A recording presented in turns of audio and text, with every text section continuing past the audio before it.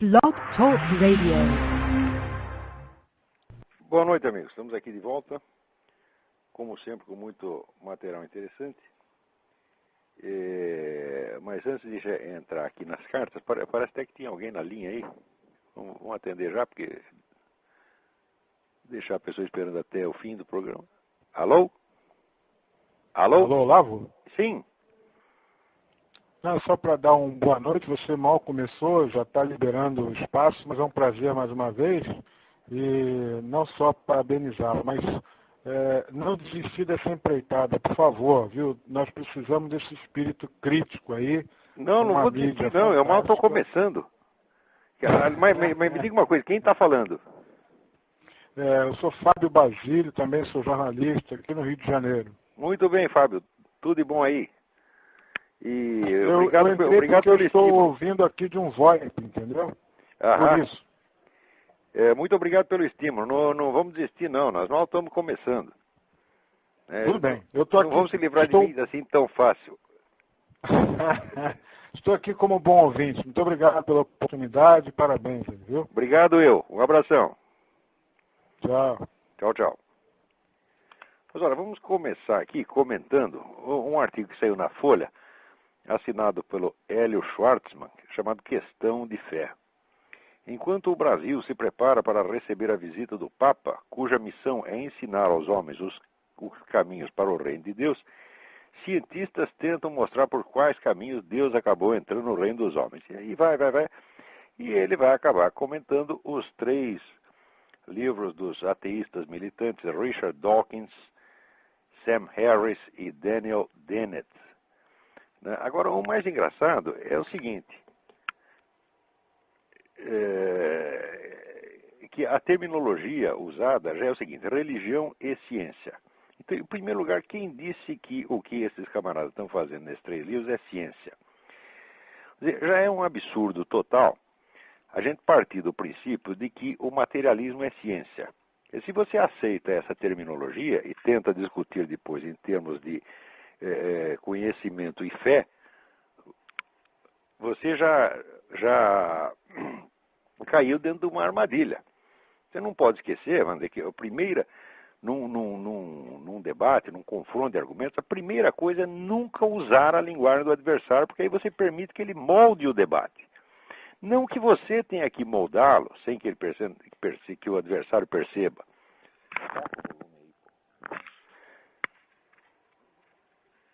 Não que você tenha que moldá-lo, mas você não pode permitir que o sujeito molde. Você não pode entrar dentro, vamos dizer, de uma camisa de força verbal que lhe foi imposta, tá certo, por um adversário mal intencionado e desonesto. Quer dizer, na premissa materialista não existe absolutamente nada de científico. Isso aí é uma metafísica barata, tá certo? Metafísica de galinheiro, que a gente não tem por que aceitar. Quer dizer, religião e fé, religião e ciência é uma pinóia. Quer dizer, a nossa discussão aqui é ciência contra ciência e religião contra religião. Em primeiro lugar, nós temos, vamos dizer, a nossa ciência, que é uma ciência milenar, que tem uma continuidade, vamos dizer, desde o tempo de Aristóteles até hoje, tá certo? Da qual participam os maiores cientistas de todos os tempos.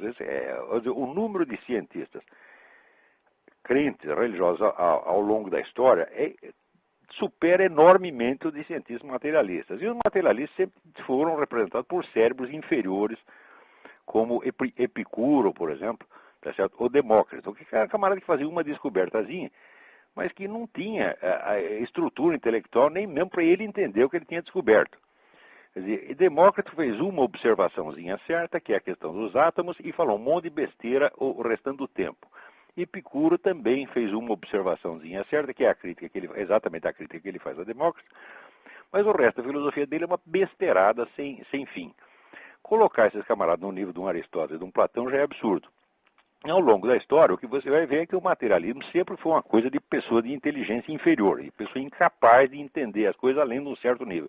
E ainda hoje é a mesma coisa. Esses 3, por exemplo, Dawkins, Harris e Dennett, seria muito interessante vocês lerem o comentário que foi feito a respeito, um longo comentário do Michael Novak, que saiu na National Review. que reduz esses três assim, abaixo de merda. Porque primeiro ele começa a demonstrar que eles têm uma concepção pueril a respeito de Deus. Quer dizer, as ideias que eles têm sobre o que seja Deus, tá certo? São ideias de um menino de 10 anos no máximo. É uma coisa que revela, não só em cultura, como falta de inteligência. Eu estou seguro que o Dawkins não é um homem inteligente. E o Dennett e o Harris, muito menos, mas nem mesmo inteligente. Quanto mais.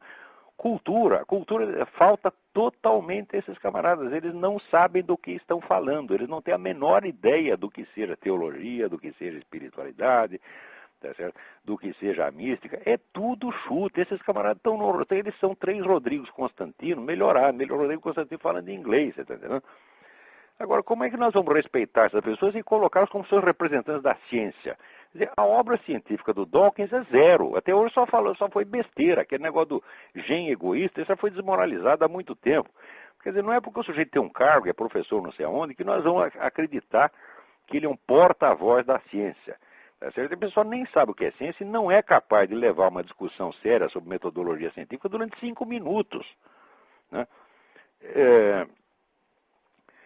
Agora, pelo lado da religião, é incrível que os defensores da religião também não a conhecem, porque de cara eles aceitam, né, que crer ou não crer em Deus é matéria de fé. Ora, a doutrina católica diz exatamente o contrário. Você crer em Deus é matéria de prova racional, tá certo? Agora, você crer nos artigos específicos, nos pontos específicos da fé cristã, como o nascimento virginal miraculoso do Cristo, a ressurreição, etc., aí sim é matéria de fé. Mas a crença em Deus não é matéria de fé de maneira alguma. Mas você vê a totalidade dos defensores da religião já entram em campo vestindo a camisa de força que o adversário lhe impôs. E diz que não, todos nós temos o direito de crer. Você não tem o direito de não crer de jeito nenhum. Você tem o direito de ser burro. Quer dizer, o sujeito que não é capaz de entender, vamos dizer, a noção mesmo do que seja Deus, ele tem o direito de não acreditar, só nessa medida em que ele tem o direito de ser burro. A existência de Deus não é matéria de fé. Essa é matéria de prova racional. E isso já está mais do que provado há muito tempo. Não se pode admitir, vamos dizer, que uma pessoa seja intelectualmente respeitável quando entra no debate sem nem mesmo conhecer isto, né, imaginando que a totalidade da religião é pura questão de fé. O sujeito que diz isso é uma besta quadrada, não entende nada do que está falando, pô. Você tem que aprender a se respeitar a si mesmo e respeitar a sua própria religião em primeiro lugar. Porque se vocês acham que a igreja durou 2000 anos, assim, só com o negócio de matéria de fé, tá certo? Na base da pura irracionalidade, então você já está depreciando sua própria igreja. Pelo amor de Deus, vai conhecer, vai estudar um pouco, tá certo? Hoje em dia, por exemplo, existe um autor aqui nos Estados Unidos que se chama o padre Stanley Jaki, Jaki. E eu acho que qualquer sujeito que entre nessa discussão de ciência e religião, que pelo menos não lê os livros do Jaki, está por fora e é melhor ficar quieto. Então, desde logo, vamos dizer o seguinte: a ciência significa um conhecimento racional organizado. Para ser racional, você tem que partir de certas premissas, vamos dizer, que sejam universalmente inquestionáveis e que são fundamentos, vamos dizer, da própria lógica.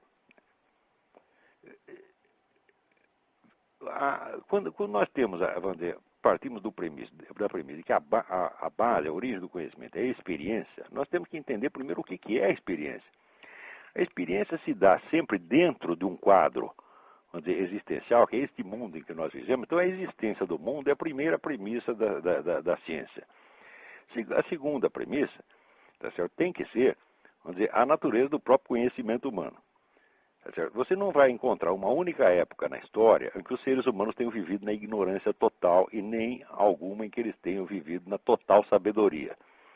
O ser humano vive, desde que ele existe, ele vive num lusco-fusco, ele vive numa mistura de sabedoria e ignorância, uma mistura de conhecimento e ignorância. Isso quer dizer que a realidade dentro da qual nós estamos, ela tem necessariamente extensões para além do limite conhecido.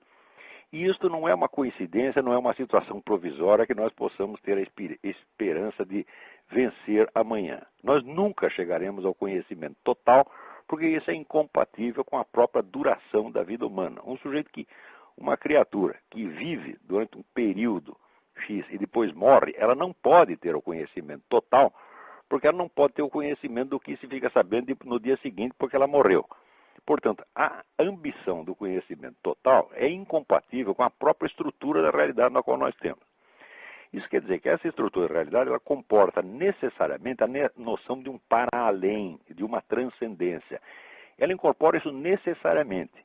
E quem não for capaz de aprender isso, não tem o direito de abrir a boca num debate científico. Quer dizer, a noção da transcendência é absolutamente necessária para qualquer raciocínio que você comece a fazer. Por outro lado, vamos dizer, a atitude que você tem perante essa transcendência só pode ser duas. Quer dizer, ou é uma atitude de abertura confiante, ou é uma atitude de recuo temeroso. Só existem essas duas. Tá certo? A atitude de abertura é a que preside a fundação da filosofia e das ciências e das religiões. A outra atitude é o que produz o gnosticismo. O que é o gnosticismo? O gnosticismo é você ter medo de Deus ao ponto de você odiá-lo e de você não querer mais pensar naquilo. Quer dizer, o negócio da transcendência, a transcendência te apavora de tal maneira que você tem que fechar os olhos e negar que aquilo existe. E pior ainda, então você inventa 3 ou 4 preceitos metodológicos, diz o seguinte: daqui para dentro nós só vamos investigar isto, mais isto, mais isto, mais isto. O que estiver fora disso não interessa e nem mesmo existe.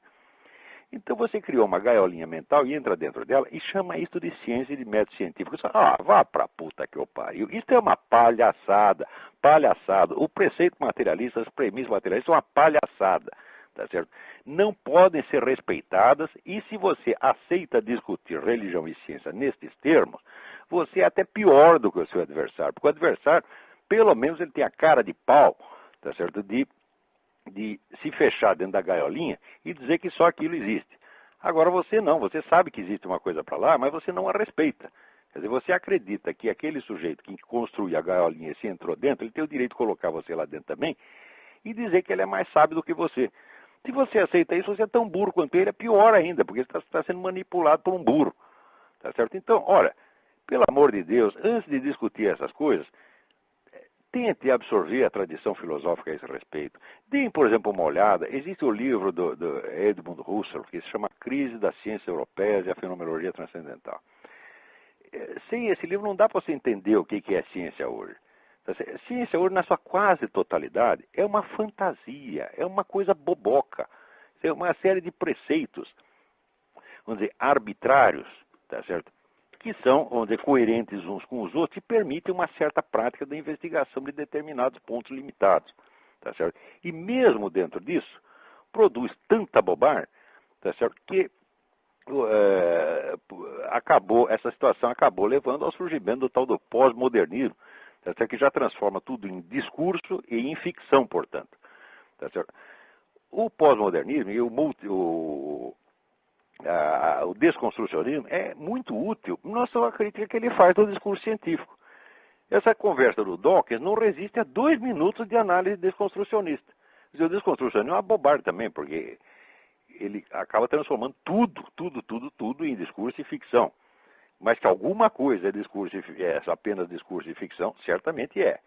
Então, qualquer crítico desconstrucionista é capaz de acabar com esse argumento do Dawkins em 2 minutos. Agora, as pessoas que nem sabem o que é isso e que às vezes se sentem superiores ao desconstrucionismo sem nunca ter lido uma linha a respeito, esse cai na conversa. Então, é o caso do Hélio Schwartzman, que até é um artigo bem intencionado, coitadinho. Mas, assim, está tão abaixo da discussão, tão, que é uma coisa deplorável de você ficar com dó. Eu quase choro aqui lendo o artigo do Hélio Schwartzman, dizendo, coitado do Hélio Schwartzman, ele está tentando entender o negócio, mas ele não chega lá, você está entendendo? Tem pessoa também que a gente pensa assim, eu lembro de uma frase que se dizia do antigo presidente da Câmara, o Bilac Pinto, que uma vez um senador dele, olha, o Bilac ele lê, mas não cabe, entendeu?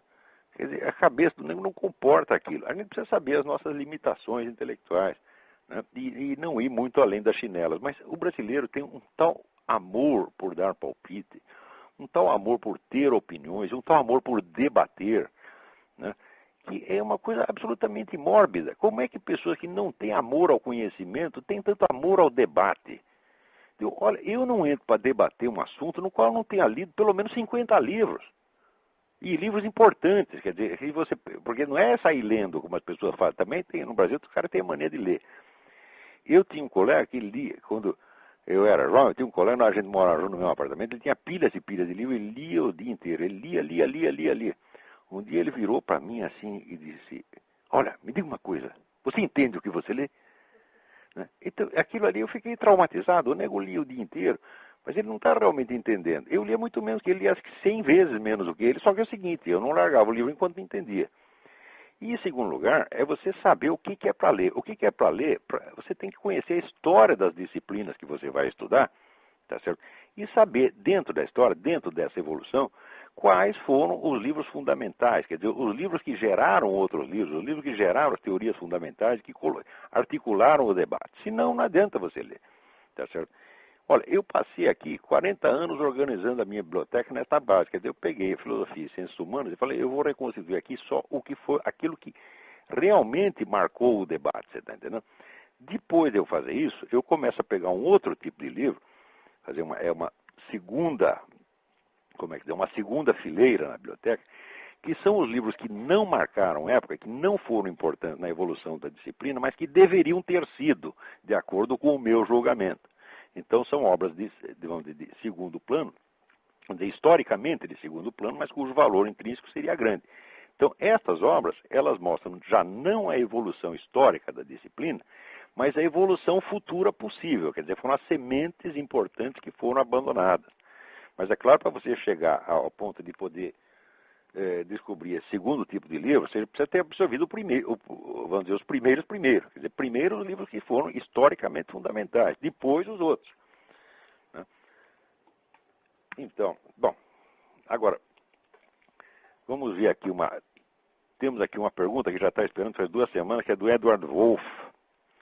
Diz aqui, as igrejas protestantes denominadas carismáticas apresentam em seus cultos e reuniões uma grande quantidade de sinais e maravilhas, como curas de doenças graves, eliminação de vícios aparentemente incorrigíveis, exorcismos, profecias, visões angélicas, etc. Não sem frequência, após o batismo no Espírito Santo, alguns fiéis entram em êxtase, manifestando dons sobrenaturais, como falar em línguas estranhas, chamada glossolalia, entre outros. Pergunto, o senhor acha possível que esses fiéis, entregando-se à igreja, que lhes tragam alívio rápido para seus sofrimentos e aflições, estejam, na verdade, sendo enganados e manipulados por espíritos demoníacos, conforme adverte São Paulo, na segunda carta aos Tessalonicenses, capítulo 2, versículo 9 e 12. Olha, eu acho que é bem possível. Deve haver um grande número de casos que seja exatamente isso. Quer dizer, o pastor está completamente enganado e o outro entra no engano dele e os dois se enganam um ao outro. Quer dizer, um faz uma besteira e o outro confirma a besteira. Tá certo? Isso é bem possível dentro, vamos dizer, da atmosfera de entusiasmo quase histérico que às vezes acontece nessas igrejas. Porém, existe um número incalculável de curas reais, de milagres reais. Quer dizer, que não, vamos dizer, não resistem que resistem bem a uma crítica, a um exame, tá certo? Então, o certo é fazer como a Igreja Católica sempre fez, quer dizer, ela tem uma comissão de gente encarregada de separar o joio do trigo, não é isso? Então, o fato de haver, na verdade, só existem falsas curas porque existem as curas autênticas. E, quer dizer, eu mesmo já fui testemunha disso inúmeras vezes, tá certo? Eu me beneficiei disso, muitas vezes pessoalmente, então eu não posso negar, tenho que dar meu próprio testemunho. Então, também a gente não deve nem olhar esses fenômenos com uma pretensa superioridade intelectual, que isso é uma bobagem. Né? O sujeito que, por exemplo, que começa a rir dessas curas miraculosas, você está rindo, então faça uma você, já que você é tão superior, faça uma. Né? Então experimenta aí, cura a hemorroida do seu vizinho, né? Você não é capaz de fazer, então não enche o saco, porra. Né? Eu não sou capaz não tenho cara de pau para criticar coisas que estão acima da minha capacidade. Se eu não sei fazer aquilo, mas veja, eu cresci ouvindo discussões de futebol, né? e ouvia lá, reunia meus parentes, os amigos do meu pai, então ficavam todos dando palpite sobre futebol. Eram uns velhos gordos que eram incapazes de correr 3 metros sem ter um infarte. E que ficavam cagando regras sobre como o Mané Garrincha devia jogar. Eu achava, já quando pequeno, eu já achava aquilo de um ridículo atroz. Eu falava, olha, eu não sei jogar, eu não sou capaz de fazer, então deixa eu me recolher a minha insignificância, né? A gente curte o jogo como pode, né? E aplaude quando dá, mas ficar fazendo de conta que você é engenheiro de futebol, isso é muito ridículo. Agora, veja, as discussões sobre futebol, elas têm uma importância cultural muito grande no Brasil. Elas educaram o brasileiro, elas corromperam a inteligência do brasileiro, elas ensinaram todo o Brasil a falar daquilo que não sabe. Por isso, quando eu escuto discussão de futebol, né, eu já saco do meu revólver, porque eu sei que aquilo é destrutivo. Então, só que o sujeito começa discutindo futebol nessa base, discutindo o que ele não sabe fazer, acaba discutindo metafísica, religião e mística, etc, etc. Eu, na verdade, eu vejo que o grande problema com as religiões e com esses pregadores todos é que quase a boa parte da pregação que eles fazem é só tagarelice. Daí é a tagarelice totalmente alienante, sobretudo na parte moral. Porque, olha, eu tenho alguma prática do ensino da moralidade por ter tido 8 filhos, tá certo? Ter errado muito na educação dos primeiros e ter ido melhorando a coisa com o tempo, aprendendo, tá, como é que faz, tá certo? Até que nos últimos, mais novinhos, eu acho que estou acertando mais. Então, eu tenho certeza que você dá regras morais para as pessoas, tá certo? Não só não funciona, como é estupidificá-las. Não se ensina moral com regra. Moral, você tem que dar um exemplo e tem que inspirar a pessoa para que ela busque dentro do seu coração o seu sentimento do dever. Porque o fato é o seguinte, todas as regras morais são gerais e abstratas. Todas as situações que exigem decisões morais, ao contrário, são particulares, concretas e irrepetíveis. Então, não dá para você fazer a dedução de uma regra geral até um caso particular. Uma dedução tão perfeita assim não existe. Você tem que fazer um salto intuitivo. Quer dizer, existe uma espécie de intuição moral que te indica o caminho do que é o certo, do que é o justo e do que é o bom. Isso tem que ser desenvolvido, tá certo? Na prática. Se você dá a regrinha pronta, você está inibindo o desenvolvimento do senso moral. Eu dei um curso inteiro sobre isso, em Curitiba, um curso de ética, mas não sei se entrou alguma coisa na cabeça das pessoas. Eu digo, moral não se ensina por regrinha, não adianta você dar as regrinhas, tá certo? Não é assim que se faz. Ah, isso é certo, isso é errado. Não é assim. O indivíduo não pode se abrir a Deus se ele primeiro não se abriu ao seu próprio coração, quer dizer, aquilo que tem de mais íntimo nele. E isso é impossível se entre ele e o seu coração existe uma barreira de regras, temores, preconceitos, etc. Isso é impossível. Tá certo? Então, nós temos que partir, vamos dizer, para o verdadeiro conhecimento da alma humana, porque através do nosso autoconhecimento é que nós nos abrimos para Deus. E quando eu digo dar o exemplo, não quer dizer que você tem que ser um santo, você tem que acertar em tudo. Não, mas aquelas coisas boas que você fez com plena consciência, com plena, vamos dizer, certeza de que aquilo era o justo naquela situação, certeza após o devido autoexame, após a devida autocrítica, etc, etc. Isto deve ser mostrado para as pessoas, né? Porque em Mateus, capítulo 5, versículo 16, diz assim, deixe que a sua luz brilhe ante os homens, para que eles possam ver as suas boas obras e deem glória ao nosso Pai que está nos céus. Então, tudo que você faz de bom deve ser mostrado a seus filhos, sua mulher, seus amigos, para ser exemplo. Exemplo não quer dizer regra, não quer dizer que eles têm que te imitar. Quer dizer que aquele exemplo vai inspirar, porque o seu exemplo foi a sua conduta num determinado caso. Eles nunca vão ter um caso exatamente igual, uma situação exatamente igual, eles vão ter a situação deles. Então, você inspirar no seu exemplo para que eles descubram no coração deles o que é o certo a fazer. Agora, você vai acertar numa coisa ou outra, e naqueles pontos que você acertou, você é um exemplo. Ninguém acerta em tudo, a gente erra em muita coisa. Agora, do conjunto dos exemplos certos, que sejam, vamos dizer, modelos inspiradores para as pessoas, daí eles podem começar a entender o que é esse negócio de Jesus Cristo. Sem isso, eles nunca vão entender. A expressão Jesus Cristo vai ser uma palavra vazia para eles. Está entendendo? Por quê? Vamos dizer, o bem só existe no próprio Deus encarnado, o bem em sentido pleno. nós temos o bem ocasional. Então nós temos que explorar esse momento e mostrá-los, para que a pessoa aos poucos vá conseguindo formar a imaginação do que pode ser, de longe, o bem pleno. Se a pessoa não teve essa disciplina, ela não sabe o que está falando de religião, quer ela ser religiosa, quer seja ateia. Quer dizer, vai cair na besteira. Agora, o ateu é pior ainda. Quando você pega um tipo que nem Richard Dawkins ou Rodrigo Constantino, esses cretinos, né, esses, vão dizer, eles têm uma concepção tão maliciosa, tão baixa do que seja a alma dos outros, eles se acham tão superiores, que isso já basta para demonstrar a sua total inferioridade, meu Deus do céu. Porque qualquer pessoa que tem alguma superioridade real, e note bem, eu sou superior a muita gente e muita coisa, quem tem alguma superioridade real, duramente conquistada, com esforço, estudo, autodisciplina e trabalho, sabe que essa diferença relativa é muito pequena, meu Deus do céu. Você está entendendo? Quer dizer, eu que, por exemplo, na parte de estudo e tal, eu sou infinitamente melhor que um Rodrigo Constantino, um outro palhaço desse, e eu sei que essa diferença é mínima. Ela, no conjunto, ela nem pesa.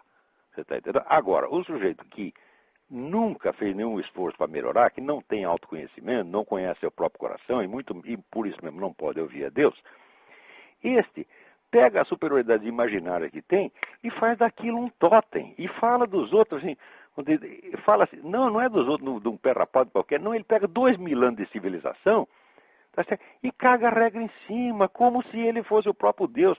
E a pessoa não percebe o ridículo disso aí. Ah, meu Deus do céu, precisa ter muito saco, viu? Bom, vamos para outra carta aqui. Tem gente na fila aí? Vamos falar.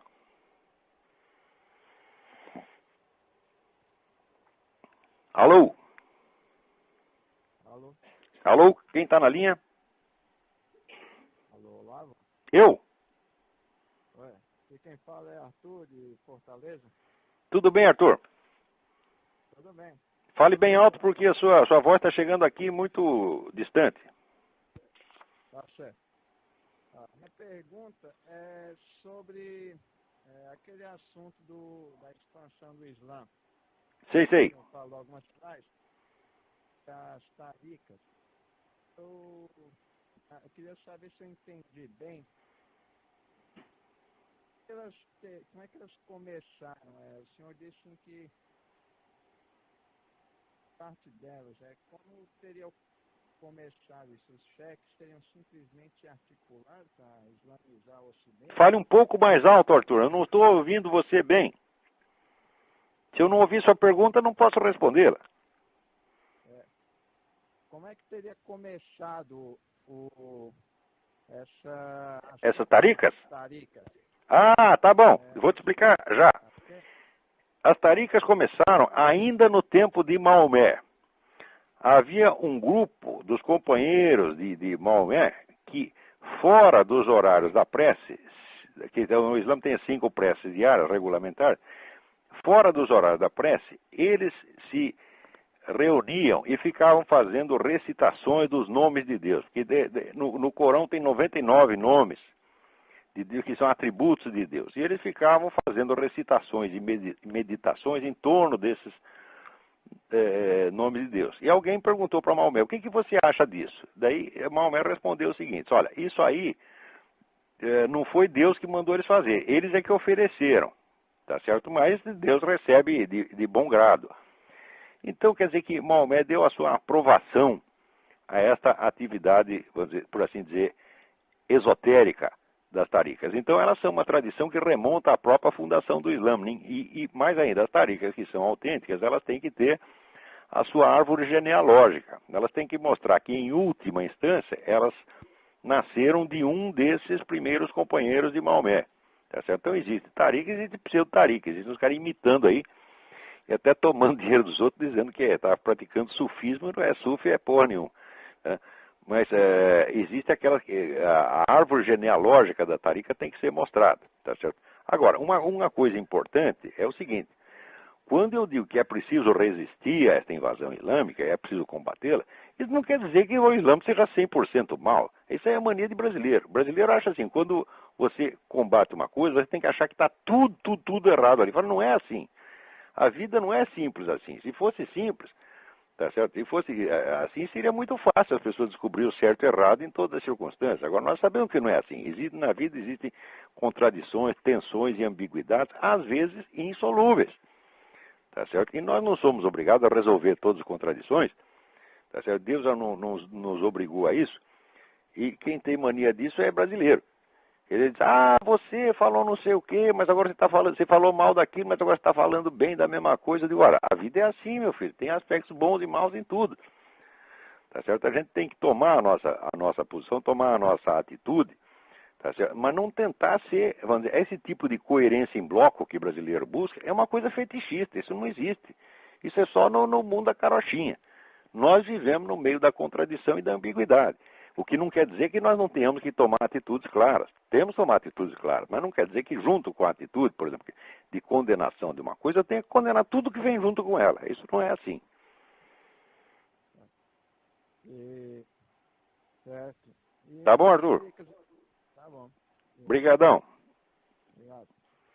Então, aqui tem uma carta do Juliano Cisotti, que ele pediu aqui um resumo da minha filosofia para um trabalho que ele está fazendo, tá certo? E daí eu recebi uma carta do Moacir Francisco.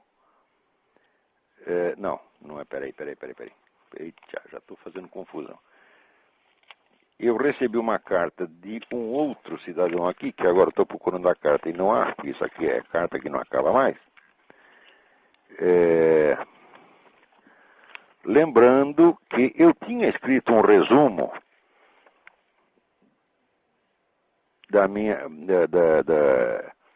do meu projeto filosófico pessoal em 1998. 1998, que se chamava Esboço de um Sistema de Filosofia. Está aqui.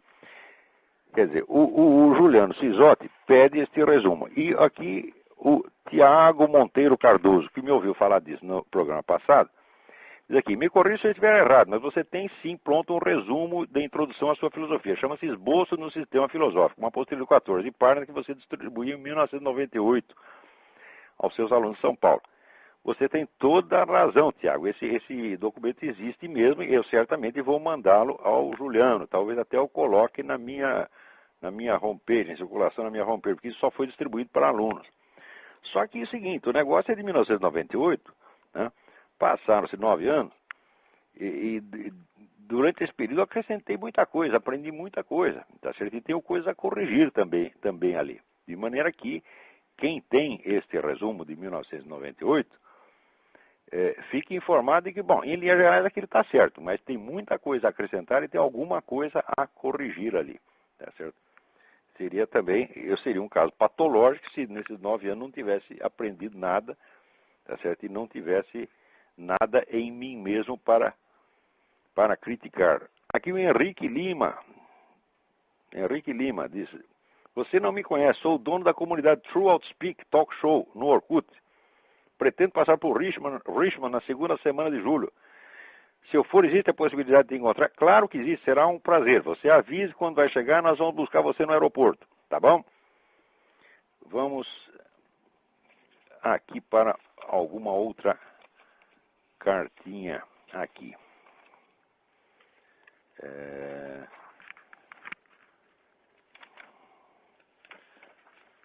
Agora,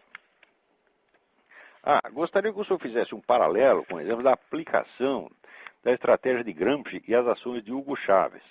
Isso é muito interessante porque é o seguinte, o Hugo Chávez, ele usou uma técnica ali que é um pouco anterior a Antônio Gramsci. Ele não precisou, vamos dizer, completar uma revolução cultural, tá certo? Como está fazendo aqui, como se fez no Brasil,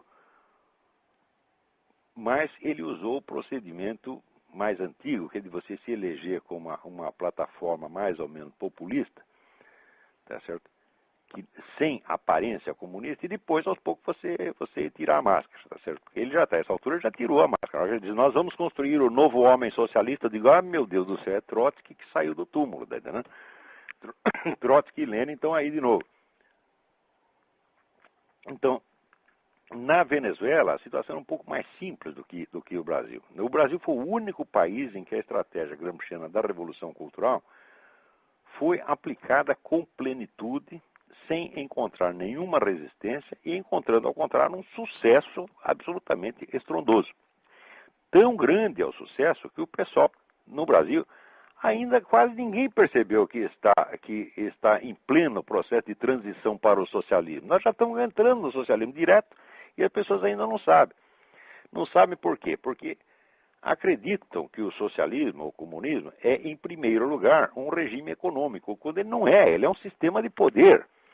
Note bem, Karl Marx dizia que a socialização dos meios de produção era um processo lento e cuidadoso que tinha que ser feito por duas maneiras, através do imposto de renda e através do imposto de transmissão. De modo que a propriedade iria sendo, vamos dizer, absorvida pelo Estado aos poucos. Isso podia durar séculos, tá certo? E o pessoal, vamos dizer, pensa na base do estereótipo, acredita que só existe comunismo quando chega um governo e diz, pronto, agora é tudo do governo, acabou a propriedade privada. Olha lá, um comunismo assim não existe, ele só pode existir por exceção. Quer dizer, em certas situações específicas pode precipitar, como precipitou vamos dizer, Stalin precipitou na própria União Soviética, porque Lenin estava seguindo mais ou menos a receita de Karl Marx. Ele primeiro decidiu desenvolver o capitalismo, ao mesmo tempo que centralizava a autoridade no partido. Quer dizer, era uma economia de mercado junto com um autoritarismo político de partido único. Então Lenin estava seguindo a receita de Karl Marx. Daí Stalin deu pressa e estatizou tudo de repente. Então, até hoje tem um bando de cretino no mundo que acredita que só existe comunismo quando existe essa estatização repentina e total dos meios de produção. Total não chegou a ser nem na União Soviética. Na União Soviética, 50% da economia soviética continuou sendo economia privada, livre mercado, até o fim do regime soviético. Porque a impossibilidade da economia, a impossibilidade material da economia socialista, que já tinha, Ludwig von Mises já tinha demonstrado, faz com que o socialismo como regime econômico não exista. Ele é sempre apenas um capitalismo disfarçado. Sempre foi isso e sempre será. Socialismo não existe. Socialismo como regime econômico é besteira, você pode esquecer, não precisa nem combatê-lo porque ninguém vai fazê-lo. O que existe é o socialismo como esquema de poder. Isso é importante, é isso que nós temos que combater. E o socialismo como esquema de poder já está implantado no Brasil. Você não tem um único partido que atue fora, vamos dizer, dos cânones da Revolução Cultural. Nem mesmo o tal do PFL. O PFL é totalmente subserviente ao esquema da Revolução Cultural. Eles são contra o Lula, contra o PT, mas não quer dizer que sejam contra a ideia socialista. Não são de maneira alguma. Eles estão todos colaborando. Tá certo? E esse unanimismo, essa ausência de oposição ideológica, no Brasil só existe, vamos dizer, oposição administrativa. O sujeito é contra uma ou outra coisa que o governo fez. Tá certo? Mas oposição ideológica, quer dizer, oposição à concepção de Estado que está sendo implantada, isso simplesmente não existe. Então, vamos dizer, na Venezuela, não foi necessário completar o estágio da Revolução Cultural. A Revolução Cultural é a mutação da linguagem pública, a mutação da cultura, a mutação da mentalidade, de maneira que as pessoas se encaminhem para o socialismo sem perceber, sem sentir. É a revolução passiva, como diz Gramsci. Quer dizer, o Gramsci explicou isso com todas as letras e o que ele explicou é exatamente o que está sendo feito no Brasil.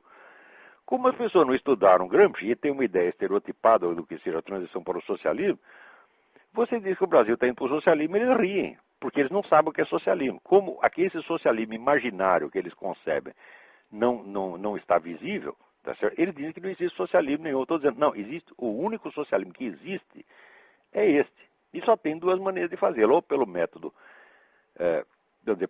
tem três maneiras, pelo método insurrecional clássico, vamos dizer, pelo método eleitoral golpista, que é você se elege legalmente e vai dando um golpe daí de cima, como está fazendo o Hugo Chávez, e o terceiro método é o método gramsciano que está sendo aplicado no Brasil, que é o da transição lenta e imperceptível. A transição lenta e imperceptível ela pode se prolongar por 30 ou 40 anos, e durante todo este período, o que impera em toda parte é a linguagem da mentira e da loucura.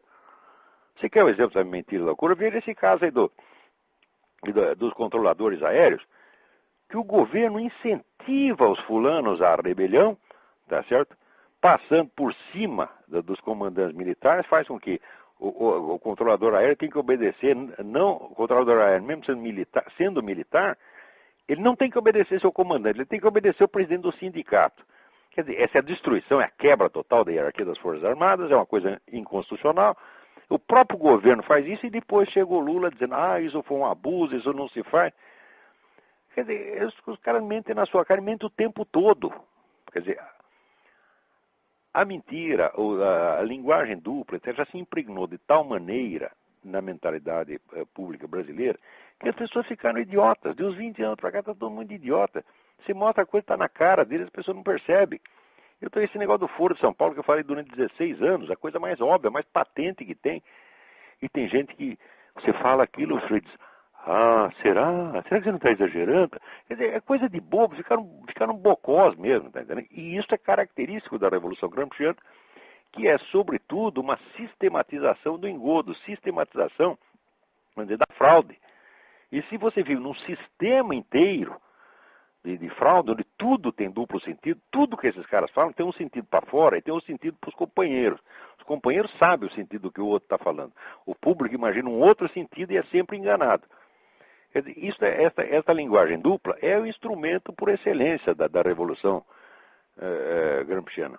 Isto não foi usado na Venezuela como foi usado no Brasil. Quer dizer, neste sentido, o que está acontecendo no Brasil é infinitamente pior do que aconteceu na Venezuela. Porque na Venezuela, a oposição conserva a sua identidade e existe oposição ideológica ao Chávez. No Brasil, a possibilidade mesmo de oposição ideológica foi diluída. E sobra apenas a oposição administrativa, quer dizer, a oposição que é contra uma coisa ou outra, mas é incapaz de pegar o conjunto e fazer oposição ao conjunto.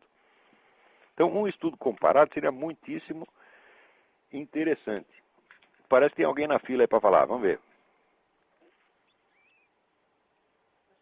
Alô? Alô, quem está na linha? Alô? Não tem ninguém? Ou não tem ninguém, ou não quer falar, ou está falando e a voz dele não chega aqui. Então, vou desligar. Tente outra vez.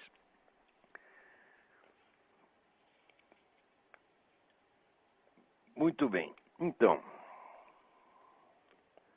as escolas britânicas estão introduzindo aqui contos infantis com temática gay para crianças de 4 a 11 anos de idade. Quer dizer, já está ensinando os menininhos a virar tudo viado desde 4 anos de idade. Se isso não é pedofilia, eu não sei o que é. Porque isso é indução das crianças a uma conduta, vamos dizer, sexual voltada especificamente à busca do prazer. Porque, você vê, o sexo heterossexual tem várias finalidades, entre as quais o prazer não é nem uma finalidade, o prazer é uma coisa que acontece ou não acontece. Porque se você, por experiência, eu digo, se você vai transar buscando prazer, você não encontra nada. O que você fica numa determinada pessoa que te atrai, tá certo? Agora, se você está buscando prazer, pensando só em você mesmo, não vai funcionar, porque você entra num estado de, quase que de hipnose. Mas a relação homossexual ela visa exclusivamente o prazer, tá certo?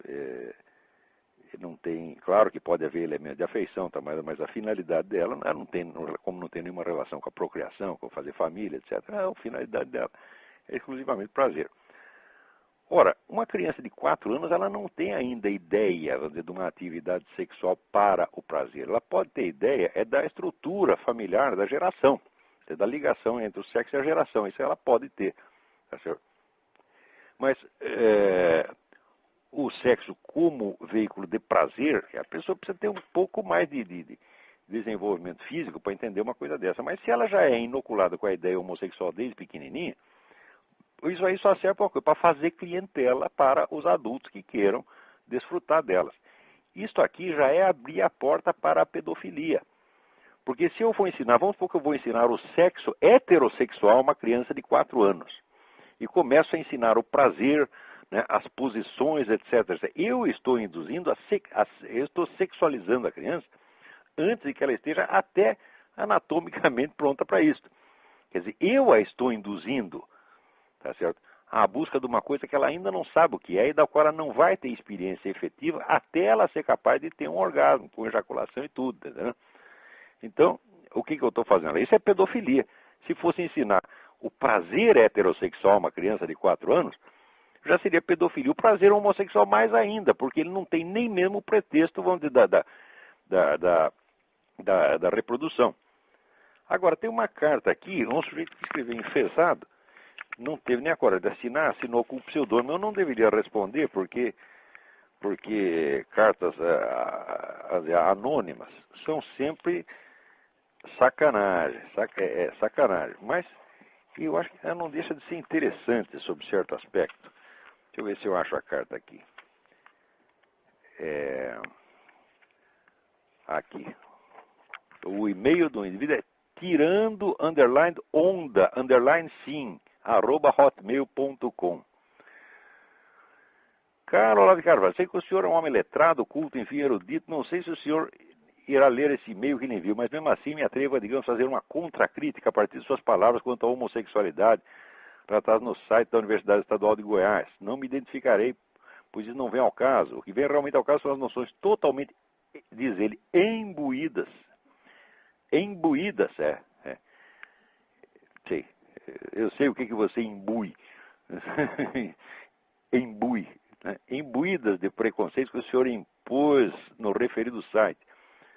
Como homem estudioso, o senhor deveria saber que quando adentramos no universo do saber, devemos deixar de lá nossas pré-noções, nossos valores de juízo, para entrar no universo da cientificidade. Sendo assim, te faço uma pergunta. Será que não percebes o quanto é preconceituoso dizer que os homossexuais vão na igreja para se beijarem? Onde já se viu uma pessoa ir na igreja para beijar alguém? E aí vai. Olha aqui, o menino, rapaz, não sei que merda você é. Tá, né? Em primeiro lugar, se você quer discutir o que eu escrevo, primeiro aprenda a ler. Porque eu disse claramente ali o seguinte, que o nego que vai na igreja no intuito de ficar dando amasso no seu parceiro lá dentro, não é um homossexual, e sim é um exibicionista sádico. Tá certo? Eu, em seguida, disse, não se pode confundir o que é. O exibicionista sádico, ele tem prazer em escandalizar os outros, em ferir os sentimentos religiosos dos outros. O que isso tem a ver com homossexualidade? Nada. Até eu disse, a homossexualidade é um impulso humano, mas o impulso da blasfêmia, o impulso de ferir os sentimentos religiosos dos outros, é um impulso demoníaco. Eu distingui as duas coisas e você me escreve aqui para dizer que não são a mesma coisa? Ora, vai aprender a ler, moleque, vai se imbuir de alguma cultura, tá certo? Pare de se imbuir, tá certo?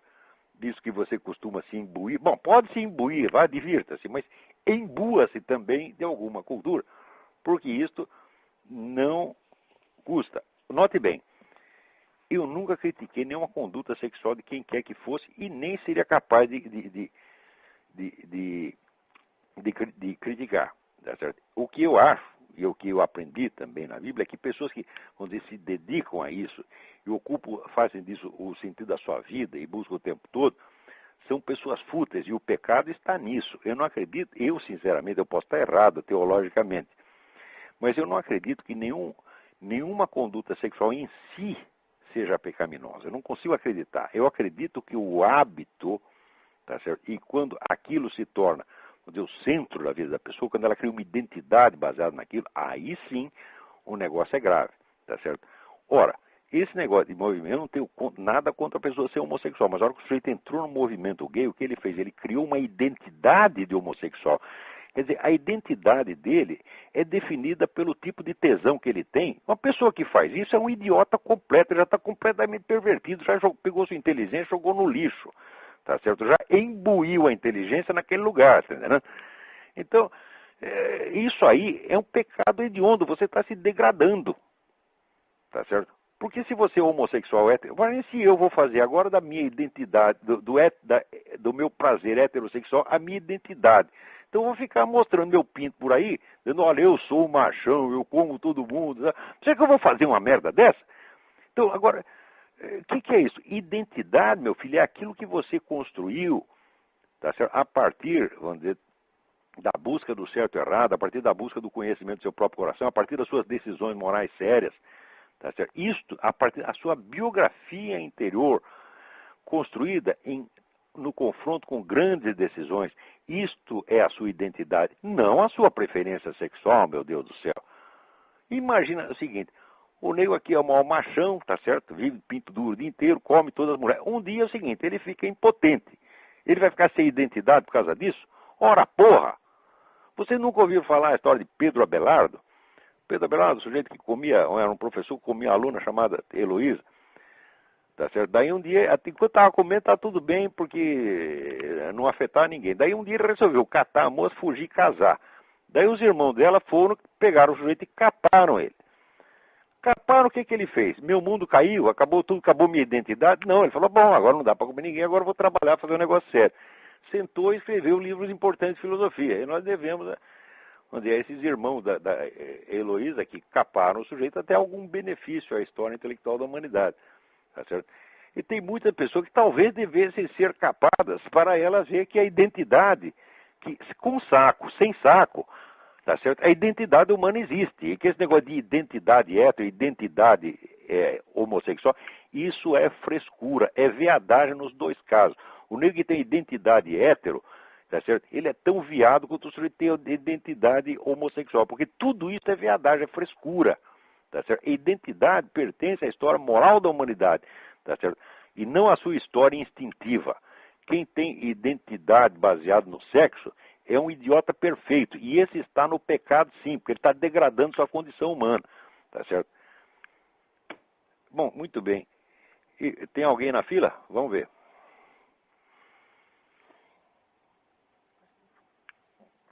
Alô? Alô? Tem alguém tentando falar, mas não consegue, não chega a voz do sujeito aqui. Pronto, saiu da linha. Então saiu na hora certa, porque o nosso tempo já acabou. Muito obrigado a todos e até a semana que vem.